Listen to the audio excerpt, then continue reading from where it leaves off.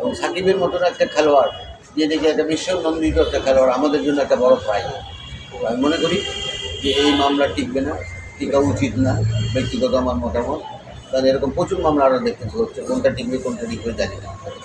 I am concern Shakib আমরা এক ফ্যাটার্নিটির লোক, এবং তাকে কোন এক মার্ডার করেছে, সাকিব মার্ডার করবে আর ওই সময় তো সে দেশেই নাই, কিন্তু দেশের বাইরে সে ফ্র্যাঞ্চাইজি খেলতেছে আমেরিকাতে, মেজর কাপ, তারপরে সে ক্যানাডাতে গেছে খেলতে, তারপরে সে ওখান থেকে আসবে।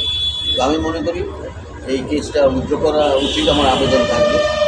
এবং যদি নাও করে, ক্রিকেট বোর্ড তার পাশে দাঁড়িয়েছে, আমি স্যালুট করি এই বর্তমান কমিটিতে, ইন্টারিম কমিটি যেটা আমাদের ক্রিকেট বোর্ডের, তারা বলেছে যে উইল স্ট্যান্ড বাই। আমার দরকার হলে আইনগতভাবে আমরা তাকে 250টিরও বেশি ডিজাইন অপশন নিয়ে ওয়ালটন স্মার্ট ফ্রিজ, বোঝে আপনার প্রয়োজন।